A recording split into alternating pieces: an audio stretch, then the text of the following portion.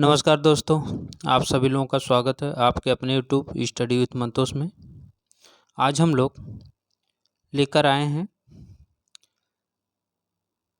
BPSC DSSB या state के लिए जियोग्राफी के महत्वपूर्ण प्रैक्टिस सेट। ठीक, जियोग्राफी और भी इसके पहले का जो प्रैक्टिस सेट हुआ है आप उसको देख सकते हैं और टेंशन लेने की ज़रूरत नहीं है। जितना मैं किया हूँ उतना अगर आप लोग देख लेंगे तो आराम से निकल जाएगा। जो मैं बहुत क्वेश्चन इसमें करा चुका हूँ आप लोगों के लिए। ठीक, चलिए शुरू करते हैं। आज का पहला क्वेश्चन है,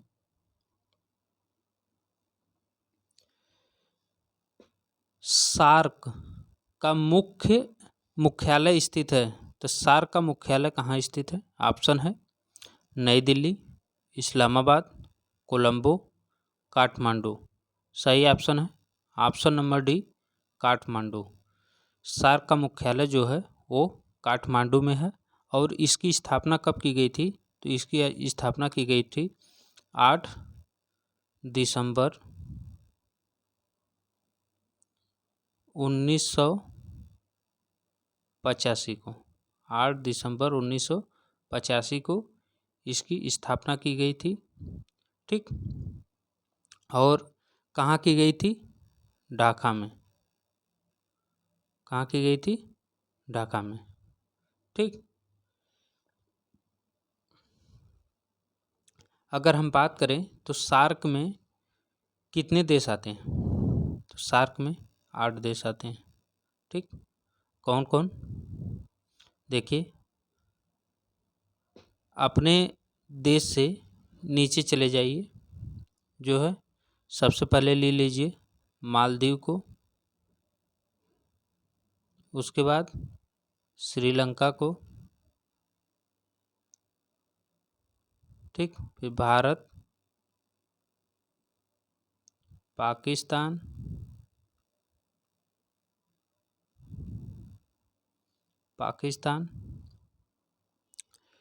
उसके बाद ले लीजिए किसको? नेपाल को, भूटान को,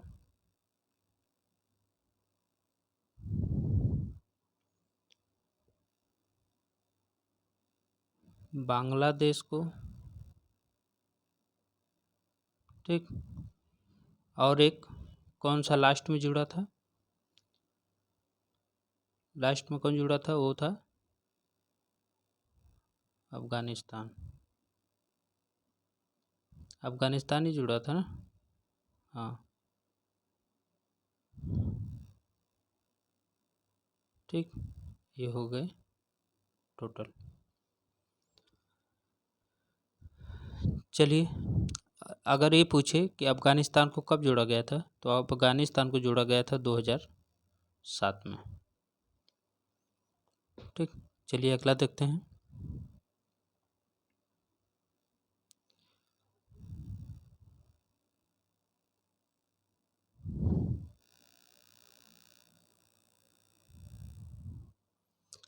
अगला प्रश्न है, निम्न में से किसने भारतीय वनों के वर्गीकरण की योजना प्रस्तुत की थी? भारतीय वनों की पूछ रहा है।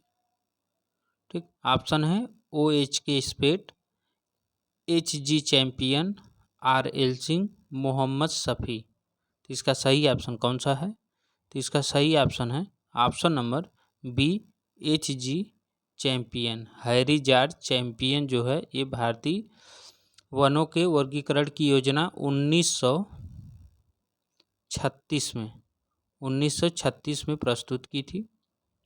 ठीक, और ये जो है वनों के 16 मुख्य वर्गों में विभाजित किए थे और 221 उपवर्ग में।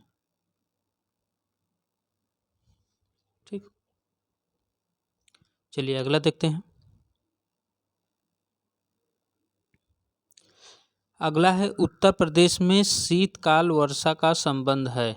ऑप्शन है लौटते मानसून से, तड़ी झंझावात से, समशीतोष्ण चक्रवात से, स्थानीय संवहन से। तो इसका सही ऑप्शन कौन सा है? तो उत्तर प्रदेश में शीतकाल वर्षा का संबंध किससे है? तो शीतकाल का वर्षा, ये ऑप्शन नंबर सी हो जाएगा, समशीतोष्ण चक्रवात से। ठीक, समशीतोष्ण चक्रवात से होता है। ठीक, जब जेट स्ट्रीम धारा, मतलब जब जेट स्ट्रीम जो हवा होती है जब वो चलती है तो उसी समय जो है कि इसका निर्माण होता है। ठीक, चलिए अगला देखते हैं। अगला है कि सिंधु जल 1960 के विनियमन के अनुसार भारतीय सिंधु नदी का केवल ... कितना प्रतिशत ही उपयोग कर सकता है। ठीक, कितना प्रतिशत पानी सिर्फ उपयोग कर सकते हैं, और ये 1960 में हुआ था इसका समझौता, ये भी देख लीजिए। ऑप्शन है 15, 20, 30, 60। सही ऑप्शन है 20%।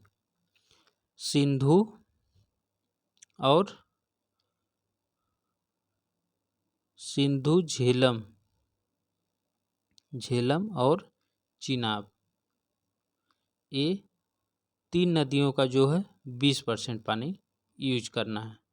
और रावी, ब्यास और सतलज, इन 3 नदियों का 80% पानी यूज करना है भारत को।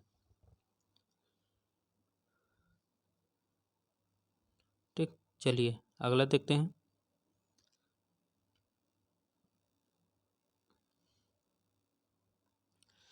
अगला है काराकोरम पर्वत का सबसे ऊंचा शिखर है, कौन सा है? ऑप्शन है लहासे, चाओयू, मनासलू, केटू। तो सही ऑप्शन कौन सा है? सही ऑप्शन है काराकोरम का सबसे ऊंचा केटू है। इसे गाडविन आस्टीन भी बोलते हैं, गाडविन आस्टीन। गाडविन आस्टीन भी इसे बोलते हैं। चलिए अगला देखते हैं। और अगर ये भी पूछे कि इसकी ऊंचाई कितनी है तो 8611 किलोमीटर, मीटर। चलिए अगला देखते हैं। अगला है कि लूनी नदी कहाँ गिरती है? लूनी नदी कहाँ गिरती है? ऑप्शन है खंभात की खाड़ी में, कच्छ की खाड़ी में, साबरमती में, उपर्युक्त में से कोई नहीं। तो इसका सही ऑप्शन कौन सा है? तो ये तो कच्छ के रन में जो है विलीन हो जाती है। कहाँ पे? कच्छ के रन में। तो यहाँ पे ऑप्शन जो है कि कच्छ की खाड़ी दिया है, इसे ऑप्शन में सही न मान के कच्छ का रन सही माना गया है, इसीलिए इसे ऑप्शन नंबर डी सही किया गया है। ठीक अगर ये भी पूछे कि लूनी नदी की सहायक नदी कौन कौन है, पूछता है, छोटे और बड़े दोनों एग्जाम में पूछता है, तो इसकी है वंडी, सुकरी, जवाई। ठीक, एक बार ऑप्शन में ये सुकरी रख दिया था, सुकरी ऑप्शन में रख के पूछा था। चलिए अगला देखते हैं। अगला है कि बाबा बुदन पहाड़ियाँ निम्नलिखित राज्यों में से किसमें स्थित हैं? तो बाबा बुदन की जो पहाड़ियाँ हैं ये कहाँ स्थित हैं? ऑप्शन है महाराष्ट्र, कर्नाटक, तमिलनाडु, केरल।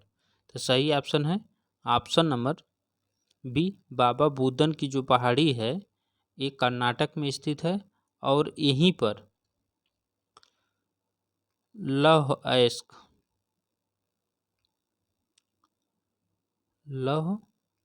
अयस्क उत्पादक क्षेत्र माना जाता है। ठीक, उत्पादक क्षेत्र माना जाता है। और यही बाबा के बूदन पहाड़ी पे ही जो है कॉफ़ी की सबसे पहले पहचान हुई थी। चलिए अगला देखते हैं।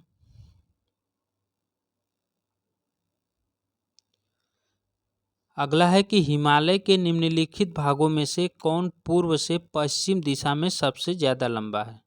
ऑप्शन है कुमायूं, भूटान, नेपाल, पंजाब। सही ऑप्शन है ऑप्शन नंबर सी, नेपाल।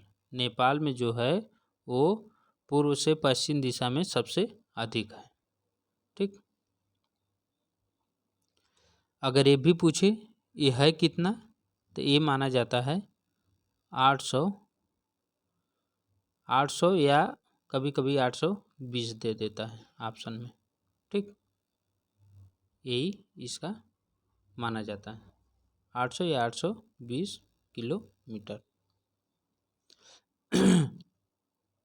ये भी पूछता है कि इसका विस्तार है कहाँ से कहाँ तक, तो इसका विस्तार नेपाल हिमालय का जो विस्तार है वो है काली नदी से तीस्ता नदी के बीच, काली नदी से तीस्ता नदी के बीच। ठीक, चलिए अगला देखते हैं। अगला है कि बोमडिला दर्रा भारत के निम्नलिखित राज्यों में से किस में स्थित है। तो बोमडिला किस में है। ऑप्शन है सिक्किम, जम्मू कश्मीर, अरुणाचल प्रदेश, हिमाचल प्रदेश। इसका सही ऑप्शन कौन सा है। इसका सही ऑप्शन है ऑप्शन नंबर सी, अरुणाचल प्रदेश में है बोमडिला दर्रा। ठीक, और अगर जम्मू कश्मीर में देखें तो इसमें जो जिला, ठीक, जो जिला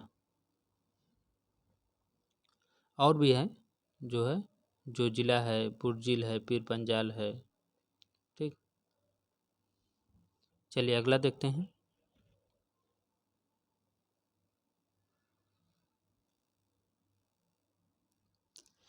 भारत में काली मिट्टी वाले क्षेत्र, भारत में काली मिट्टी वाले दक्षिणी क्षेत्र की मुख्य फसल है।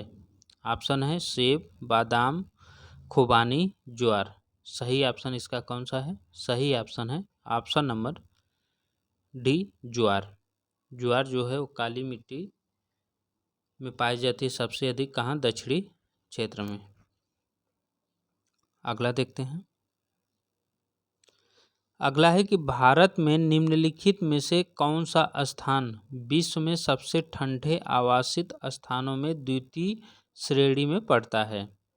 ऑप्शन है द्रास, ईटानगर, मनाली, माना।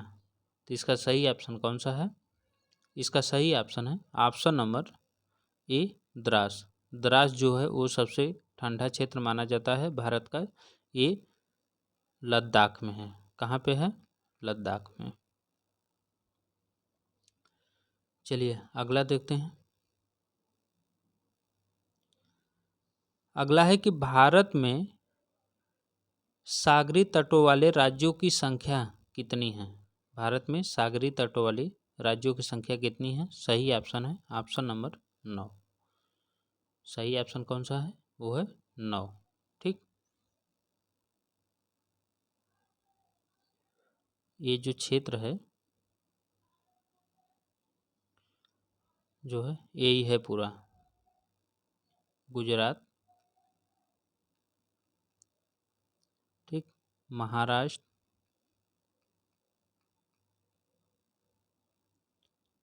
यहाँ पे है गोवा, कर्नाटक, केरल, तमिलनाडु,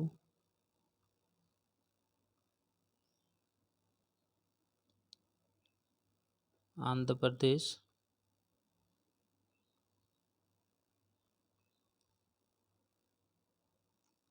उड़ीसा,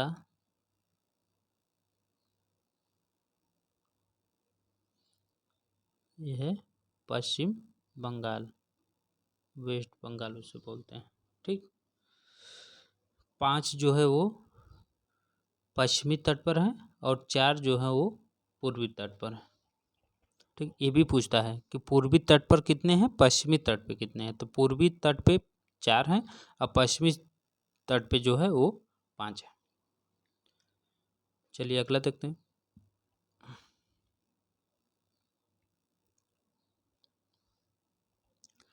भारत की भू सीमा तथा जल सीमा को मिलाकर कुल सीमा की लंबाई कितनी है? ऑप्शन है 22,183, 22,560, 22,717, 22,930। सही ऑप्शन कितना है? सही ऑप्शन है ऑप्शन नंबर सी, 22,717। ये 15,200 जो है वो स्थलीय है और 7,516.6 ये जो हैं जली हैं और द्वीपों सहित हैं, और द्वीपों सहित हैं। ठीक, टोटल अगर जोड़ेंगे आप तो हो जाएंगे 22,000, ये 22,000 हो जाएंगे 22,716.6। इसी को राउंड फिगर 7 मान लिया जाता है। ठीक, चलिए अगला देखते हैं।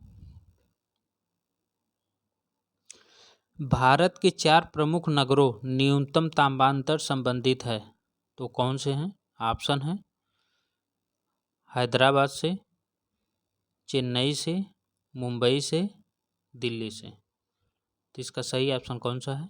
तो इसका सही ऑप्शन है ऑप्शन नंबर सी, मुंबई से। ये जो है ये भारत के 4 प्रमुख नगरों में न्यूनतम तापांतर जो है ये मुंबई का है। ठीक, बाकी इन सब का जो है इससे ऊंचा है। चलिए अगला देखते हैं। यदि भारत अपनी वर्तमान स्थिति में 200 किलोमीटर दक्षिण स्थित होता है तो निम्नलिखित में से कौन सा इसका मुख्य लक्षण होता है? ऑप्शन है उष्णकटिबंधीय मरुस्थल का, उष्णकटिबंधीय सदाबहार वन का, उष्णकटिबंधीय घास के मैदान का, उष्णकटिबंधीय अर्धमरुस्थल का। तो इसका सही ऑप्शन कौन सा हो जाएगा? तो इसका सही ऑप्शन है ऑप्शन नंबर बी, उष्णकटिबंधीय मरुस्थल वन का। यही इसका सही ऑप्शन है ऑप्शन नंबर बी। जब 200 किलोमीटर ये दक्षिण में जाएगा तब। चलिए अगला देखते हैं। निम्नलिखित में लक्षद्वीप की राजधानी कौन सी है? ऑप्शन है सिलवासा, कावारत्ती, अगरतला, आइजोल। सही ऑप्शन है ऑप्शन नंबर बी, कावारत्ती। ठीक, अगर सिलवासा पूछे तो किसकी है? तो ये दादर नगर हवेली की है, दादर नगर हवेली। ठीक, चलिए अगला देखते हैं।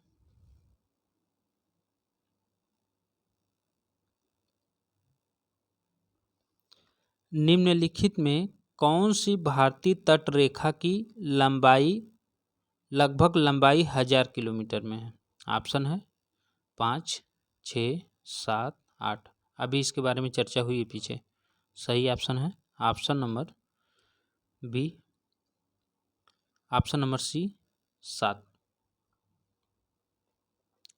चलिए अगला देखते हैं।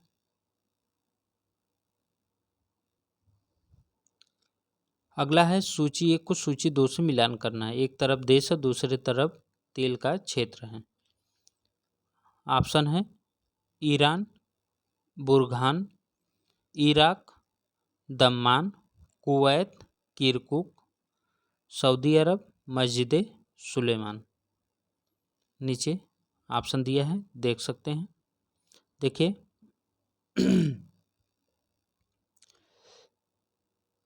सबसे पहले इसका मिलान करते हैं। ईरान, मस्जिद सुलेमान। 4, इराक में है किरकुक। कुवैत की अगर बात करें तो कुवैत में है बुरहान। सऊदी अरब, दम्मान। ठीक, तो 4, 3, 1, 2 सही ऑप्शन नंबर डी। अगला देखते हैं। इसमें भी सूची 1 को सूची 2 से मिलान करना है। कोलोराडो, असवान, पनामा, करीबा, नील, इटाइपू, जाम्बेजी, हुवर। ठीक, एक तरफ नदी दूसरी तरफ बांध। देखिए कोलोराडो जो है वो हुवर हो जाएगा। पनामा इटाइपू हो जाएगा। नील नदी इस पे जो है कि अस्वानबाद हो जाएगा। जाम्बेजी जो है इस पे करीबाबाद हो जाएगा। ठीक, तो इसका सही ऑप्शन हो जाएगा ऑप्शन नंबर डी, DCAB। अगला देखते हैं। अगला है कि सामूहिक कृषि की अवधारणा का प्रादुर्भाव हुआ। ऑप्शन है बोल्शेविक क्रांति के बाद, प्रथम विश्व युद्ध के बाद, सांस्कृतिक क्रांति के बाद, द्वितीय विश्व युद्ध के बाद। तो सही ऑप्शन इसका कौन है? सही ऑप्शन है ऑप्शन नंबर ए।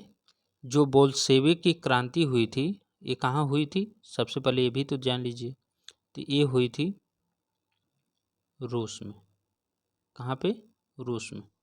उसी के बाद जो है कि सामूहिक कृषि की अवधारणा का प्रादुर्भाव हुआ, यानी विकास हुआ, कुछ भी आप बोल सकते हैं उसको।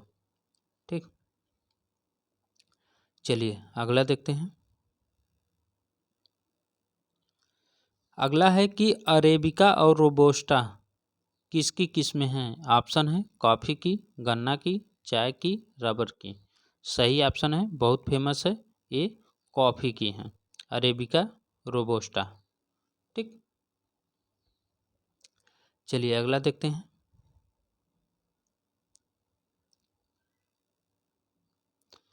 ताजे पानी में मत्स्य उत्पादन मुख्यतः डाट में होता है। किस में होता है? ऑप्शन है सागर में, महासागर में, खाड़ी में, झील में। सही ऑप्शन है ऑप्शन नंबर डी, झील में। अगला देखते हैं। किसी भी विकसित अर्थव्यवस्था में सबसे अधिक रोजगार डाट क्षेत्रों में होते हैं। ऑप्शन है तृतीयक, प्राथमिक, द्वितीयक, निर्यात। सही ऑप्शन है ऑप्शन नंबर ए, तृतीयक। तृतीयक क्षेत्र में सबसे अधिक रोजगार मिलते हैं। ठीक, और इसके बारे में कई बार बताया भी हूँ। इसमें आती हैं यातायात सेवाएं, यातायात सेवाएं, बैंकिंग, वाणिज्य, संचार, ये सब आते हैं। ठीक, चलिए अगला देखते हैं। अगला है कि ब्लू नील नदी और व्हाइट नील नदी किस शहर में मिलती हैं? ऑप्शन है खार्तूम, असवान, ओमदुरमन, अलगिजा। सही ऑप्शन है ऑप्शन नंबर ए, खार्तूम में जो है दोनों नदियां मिलती हैं। कौन? व्हाइट और ब्लू। ठीक, चलिए अगला देखते हैं।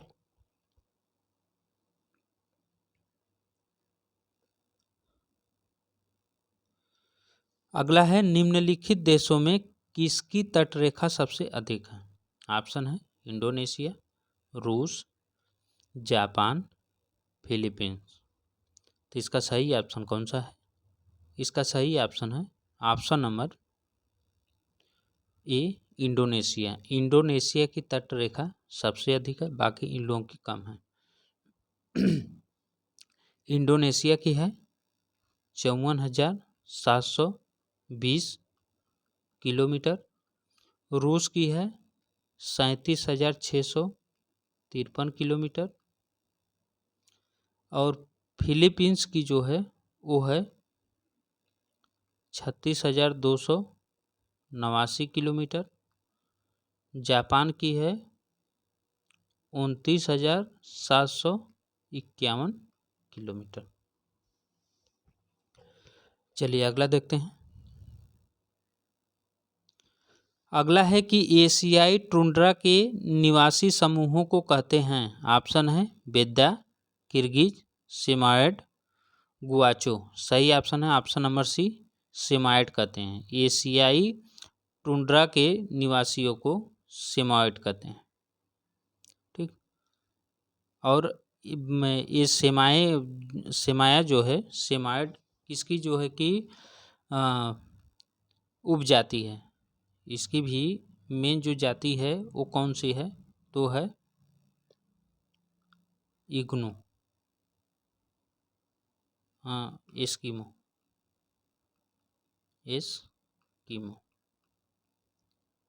इग्लू तो उसके घर का नाम है। ठीक, एस्किमो। चलिए अगला देखते हैं।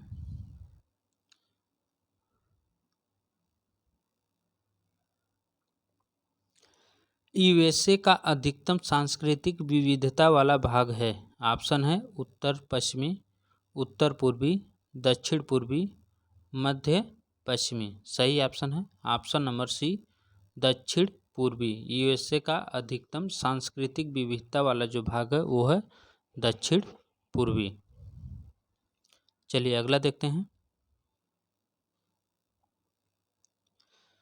अगला है कि मंगोलायड प्रजातियों में अधिकांश प्रमुख रक्त समूह हैं। ऑप्शन है ए, बी, ए बी, ओ। सही ऑप्शन है ऑप्शन नंबर बी। ठीक, मंगोलायड प्रजाति में अधिकांश जो रक्त समूह है वो है बी। चलिए अगला देखते हैं। विश्व को किसने जनसंख्या संसाधन प्रदेशों में विभक्त किया है? ऑप्शन है Warren Thompson, C P Blacker, Frank Notestein, Edward Ackerman. तो इसका सही ऑप्शन कौन सा है? सही ऑप्शन है option number D, Edward Ackerman. विश्व को जनसंख्या संसाधन प्रदेशों में विभक्त करने वाले हैं एडवर्ड एकरमैन। और एक कब किए थे? 1970 में। और विश्व को जो है कि ये पांच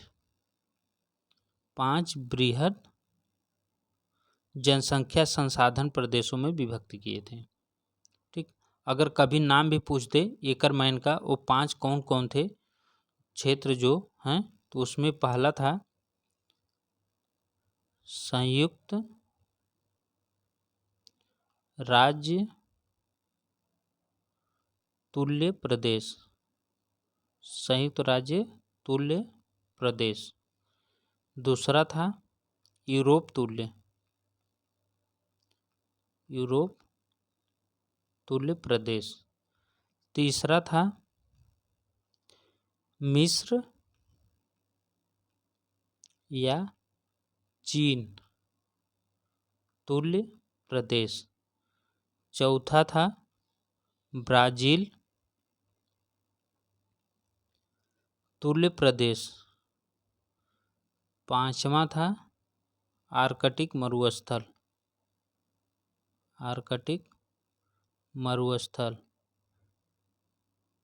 ठीक, तुल्य प्रदेश। यही 5 थे।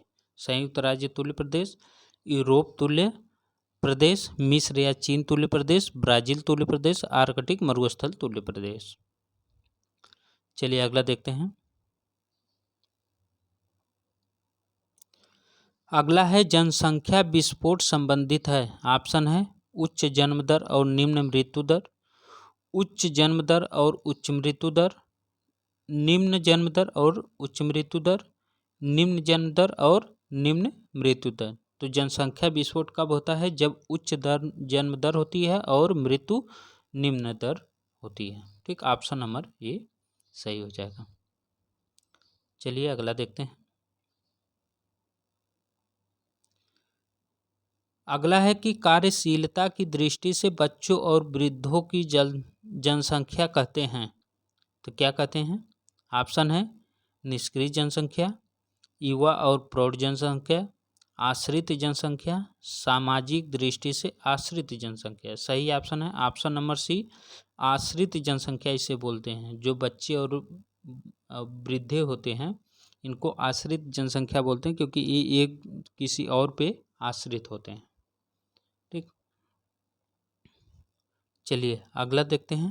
प्रश्न नंबर 32, यूएनडीपी द्वारा मानव विकास सूचकांक के परिकलन में निम्नलिखित में से किसे सम्मिलित नहीं किया गया है? ऑप्शन है जीवन प्रत्याशा, आय प्रति व्यक्ति, शिशु मृत्यता, वयस्क साक्षरता।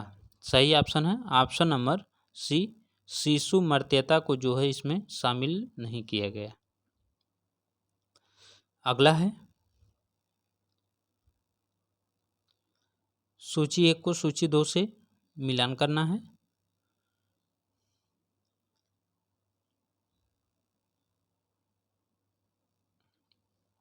एक तरफ है अनुसूचित जाति, दूसरी तरफ राज्य। मजहबी आंध्र प्रदेश, राजवंशी महाराष्ट्र, मडिगा पंजाब, महार पश्चिम बंगाल। तो महार तो सबसे फेमस है जो महाराष्ट्र की है। क्यों? क्योंकि ये जो अंबेडकर जी थे वो महार ही जाति से थे। ठीक, तो सबसे पहले डी का 2 हो जाएगा जो है, और डी का 2 सिर्फ एक ही में मिल भी रहा है। सही ऑप्शन डी मार सकते हैं आप तुरंत देख के। ठीक, उसके बाद हो जाएगा मजहबी जो है पंजाब, राजवंशी पश्चिम बंगाल, मडिगा आंध्र प्रदेश। ठीक, ऑप्शन नंबर डी सही है। चलिए अगला देखते हैं। अगला है निम्नलिखित में से किस प्रकाशन के बाद राजनीतिक भूगोल के क्षेत्र में लेवेंसराम की अवधारणा लोकप्रिय हुई? ऑप्शन है geographical pivot of history, political geography, making of political geography, foreign affairs. तो इसका सही ऑप्शन कौन सा है? इसका सही ऑप्शन है option number B, political geography. Lebensraum की जो लोकप्रिय है वो पॉलिटिकल जियोग्राफी की वजह से। अगर ये पूछे कि ये लेवेंसराम दिया कौन था अवधारणा, तो ये है रेड जेल का। ठीक, इसका है रेड जेल का। ठीक, चलिए अगला देखते हैं। निम्नलिखित कालावधि में किसे मात्रात्मक क्रांति के तथाकथित उत्कर्ष काल के रूप में जाना जाता है? ऑप्शन है 1952 से 56, 1957 से 60, 1961 से 64, 1967 से 70। सही ऑप्शन है ऑप्शन नंबर बी, 1957 से 60। अगला है प्रादेशिक नियोजन में ध्येय प्राप्ति मैट्रिक्स तकनीकों को किसने प्रतिपादित किया? ऑप्शन है बी के पुरी, मॉरिस हिल, जी के जीव, आर.पी. मिश्रा। सही ऑप्शन है ऑप्शन नंबर बी, मॉरिस हिल। मॉरिस हिल जो है यही जो है प्रतिपादित किए थे ध्येय प्राप्ति, प्रादेशिक नियोजन में ध्येय प्राप्ति मैट्रिक्स तकनीक। चलिए अगला देखते हैं। निम्नलिखित में से कौन से एक the geography of the peace के लेखक हैं? तो the geography of the peace के लेखक कौन है? ऑप्शन है OH.K. Spate, N.J. Spykman, P.J. Taylor, G Smith. सही ऑप्शन है option number B Spykman, ये स्पाइक मैन की है। ठीक। और स्पाइक मैन का एक और सिद्धांत बहुत फेमस है, कौन सा है? तो वो है रिमलैंड, रिमलैंड बहुत पूछता है। चलिए अगला देखते हैं। निम्नलिखित में से कौन सा आरक्षित जीवमंडल सबसे अधिक ऊंचाई पर स्थित है? ऑप्शन है शीत मरुस्थल, देहांग दिबांग, खंडचेड़ जोंगा, नंदा देवी। तो इसका सही ऑप्शन कौन सा है? तो इसका सही ऑप्शन है ऑप्शन नंबर सी, खंडचेड़ जोंगा। ठीक। ये है कहाँ पे? ये है सिक्किम में, ये सिक्किम में। दिहांग दिबांग ये कहाँ है? अरुणाचल प्रदेश, ये है अरुणाचल प्रदेश। नंदा देवी उत्तराखंड। चलिए अगला देखते हैं। पॉलीक्लाइमेक्स की संकल्पना को किसने प्रतिपादित किया? ऑप्शन है क्लेमेंट, टांसले, विटाकर, हैकल। सही ऑप्शन है ऑप्शन नंबर बी, टांसले। पॉलीक्लाइमेक्स की संकल्पना जो है ये टांसले की है।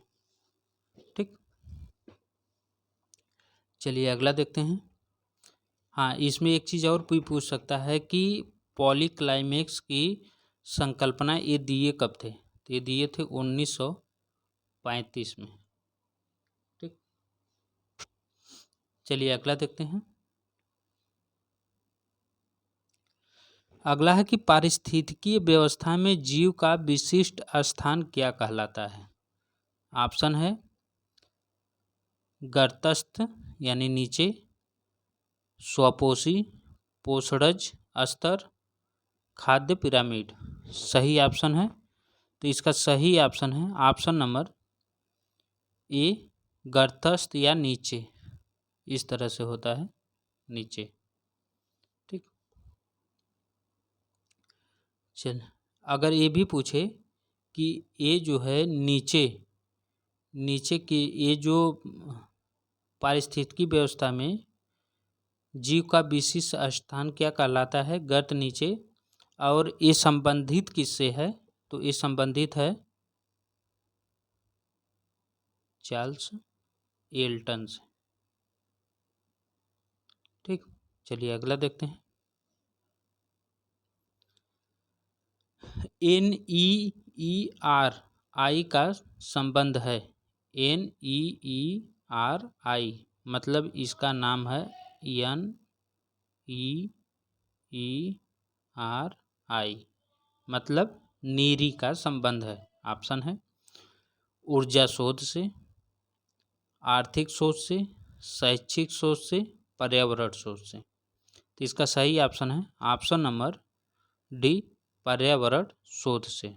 इसका फुल फॉर्म है international environmental engineering research institute. और इसका मुख्यालय कहाँ पे है? नीरी का। अगर मुख्यालय पूछे तो नागपुर। कहाँ पे है? नागपुर, महाराष्ट्र। चलिए अगला प्रश्न देखते हैं। अगस्त्यमालाई जैव मंडल आरक्षित क्षेत्र भारत के निम्नलिखित में से किस राज्य में स्थित है? ऑप्शन है केरल, आंध्र प्रदेश, कर्नाटक, सिक्किम। सही ऑप्शन है ऑप्शन नंबर ए, केरल में है। ठीक। अगस्त्यमालाई जैव मंडल जो है ये केरल में है। अगला देखते हैं। पर्यावरणीय निम्नीकरण भारत में निम्नलिखित में से किस क्षेत्र में उच्चतम है? ऑप्शन है हिमालय, छोटा नागपुर पठार, मैसूर का पठार, विंध्य पठार। तो इसका सही ऑप्शन कौन सा है? सही ऑप्शन है ऑप्शन नंबर बी, छोटा नागपुर के पठार में सबसे उच्चतम है। अगला प्रश्न है गहरे समुद्र में ऊजों का निर्माण किसके निक्षेप से होता है? तो ऊज का निर्माण किसके निक्षेप से होता है? गहरे में पूछ रहा है। ऑप्शन है अजैविक पदार्थों के, ज्वालामुखी पदार्थों के, स्थलीय पदार्थों के, तो जैविक पदार्थों के। तो इसका सही ऑप्शन है ऑप्शन नंबर डी, जैविक पदार्थों के। अगला देखते हैं। प्रवाल विरंजन परिणाम है। ऑप्शन है ठंडी समुद्री धाराओं का, समुद्री जल प्रदूषण का, भूमंडलीय ऊष्मन का, समुद्री लवणता वृद्धि का। सही ऑप्शन है ऑप्शन नंबर सी, भूमंडलीय ऊष्मन का। अगला है बेलापवर्ती निक्षेपों में शैवाल या काई से निकाले पदार्थ होते हैं और अधिकांश तरल पंख के रूप में होते हैं, जिसे कहते हैं नीला पंख, उज सिंधु पंख, लाल पंख, प्रवाल पंख। तो सही ऑप्शन कौन सा है? इसका सही ऑप्शन है इसे लाल पंख कहते हैं। ठीक, इसे लाल पंख कहते हैं। चलिए अगला देखते हैं। सूची 1 को सूची 2 से मिलान करना है। एक तरफ सागरी गर्त है, दूसरी तरफ महासागर का नाम है। आइए मिलाते हैं। सुंडा गर्त मध्य अंध महासागर, मेरियाना गर्त उत्तरी प्रशांत महासागर, पोर्टोरिको पूर्वी हिंद महासागर, आटाकामा दक्षिणी प्रशांत महासागर। नीचे ऑप्शन दिया हुआ है, देख लीजिए। देखिए सुंडा हो जाएगा ए, पूर्वी हिंद महासागर 3, ठीक, और मेरियाना गर्त हो जाएगा उत्तरी प्रशांत महासागर 2। उसके बाद पोर्टोरिको जो है वो मध्य अंध महासागर हो जाएगा। आटाकामा ये दक्षिणी प्रशांत महासागर हो जाएगा। तो 3, 2, 1, 4 सही ऑप्शन ऑप्शन नंबर सी। चलिए अगला देखते हैं।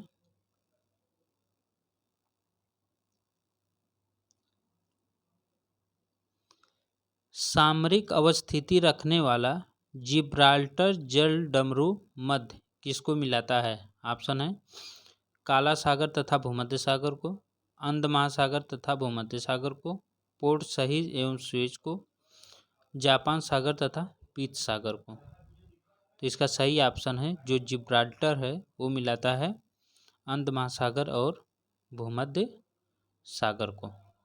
ठीक, चलिए अगला देखते हैं।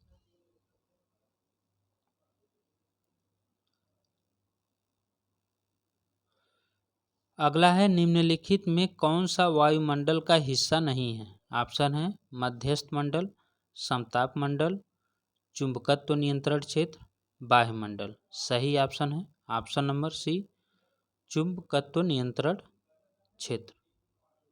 ठीक, ये जो है नहीं है। चलिए अगला देखते हैं।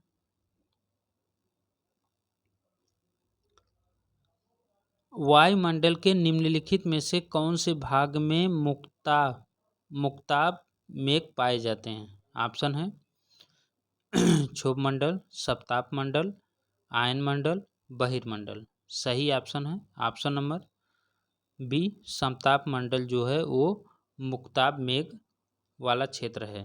ठीक, चलिए अगला देखते हैं।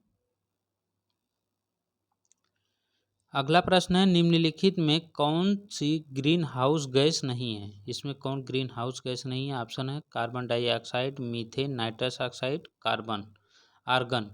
तो सही ऑप्शन है इसमें आर्गन जो है वो ग्रीन हाउस गैस नहीं है, बाकी ये तीनों जो है वो ग्रीन हाउस गैस है। ठीक, चलिए अगला देखते हैं।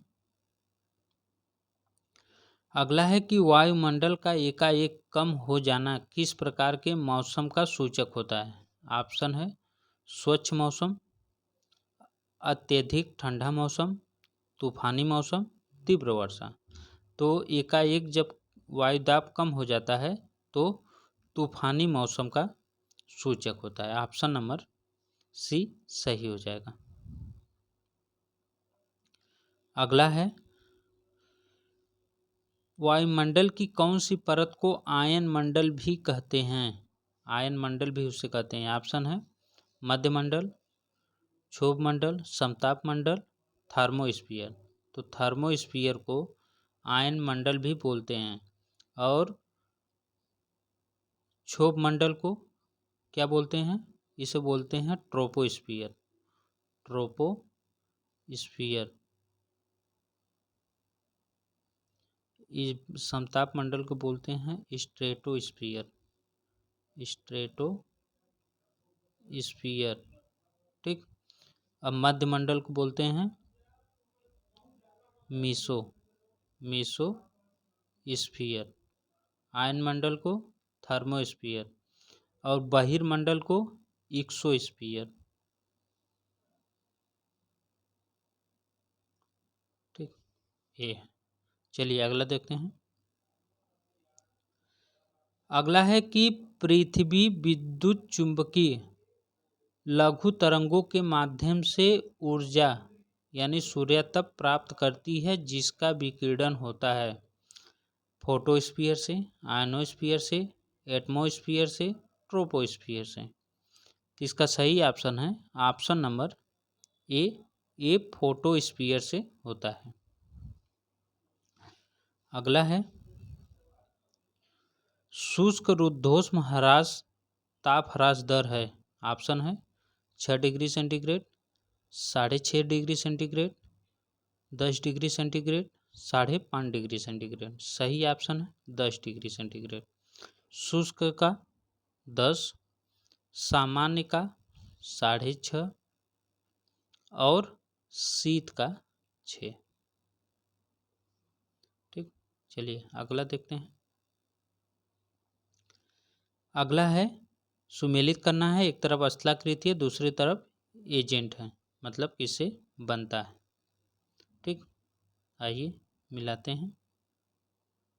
देखिए, सबसे पहले जो अरेत है ये हिमानी से बनता है, पोलजे भौम जल से बनता है, यारडंग पवन से बनता है, गार जो है ये बहता हुआ जल से बनता है। अगर इसमें और भी ज़्यादा अगर चाहिए कि कितना सब है, बहुत ज़्यादा अगर चाहिए तो टिस्टी पिस्टी का जो प्लेलिस्ट है उसमें सब मैं बताया हूँ, जाके देख सकते हैं।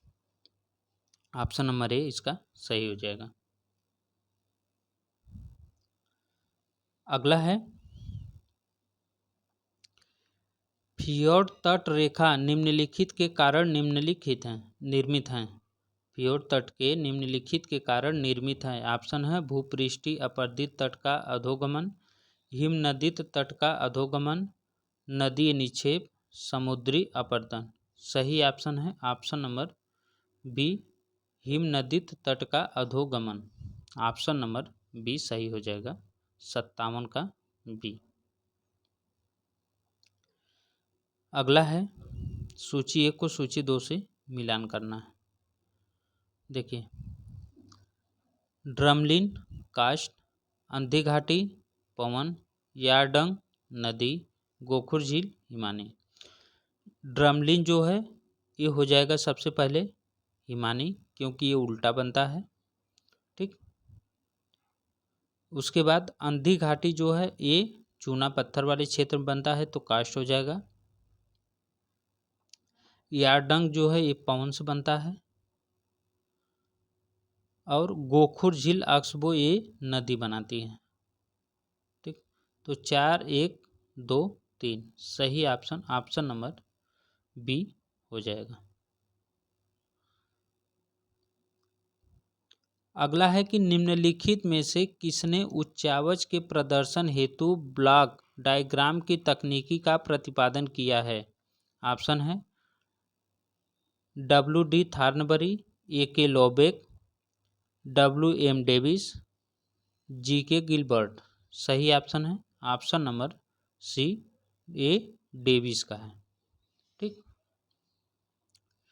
अगला है, दो समानांतर भ्रंशों के बीच धंसे हुए भाग को कहते हैं। ऑप्शन है कंदरा, यू आकार की घाटी, वी आकार की घाटी, भ्रंश घाटी। तो दो समानांतर भ्रंशों के बीच धंसे हुए भाग को भ्रंश घाटी कहते हैं। ठीक, क्या कहते हैं? भ्रंश घाटी कहते हैं।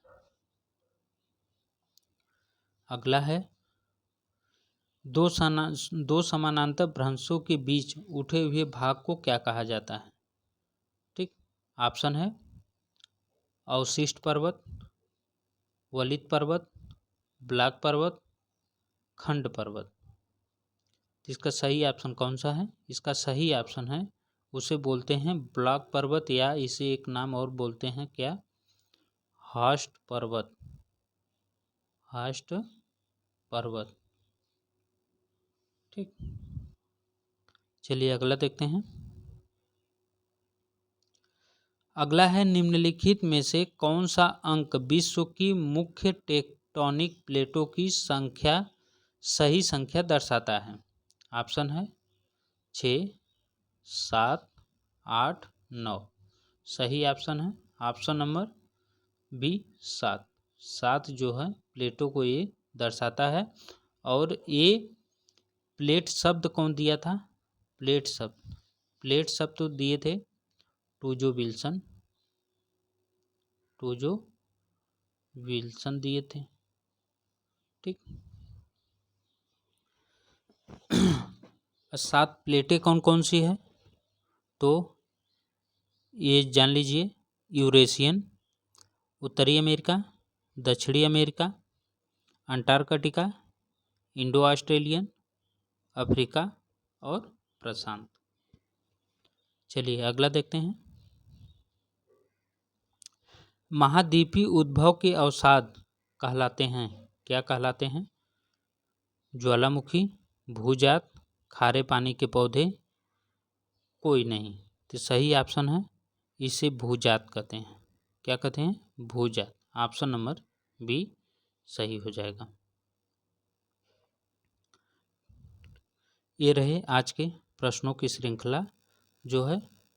प्रश्न कैसा लगा कमेंट बॉक्स में ज़रूर बताइएगा। ठीक, और वीडियो को लाइक शेयर सब्सक्राइब करना मत भूलिएगा। चैनल को सब्सक्राइब कर लीजिएगा और बेल आइकन को दबा लीजिएगा, क्योंकि हमारे चैनल पे सब फ्री जो है करवाया जाता है। ठीक, जितना भी आप प्रैक्टिस सेट देखेंगे सब फ्री होता है, और कंटेंट जो है किसी से ख़राब आपको नहीं मिलेगा। आप ये चीज़ देख लीजिएगा। फिर मिलेंगे हम नेक्स्ट वीडियो में, तब तक के लिए नमस्कार।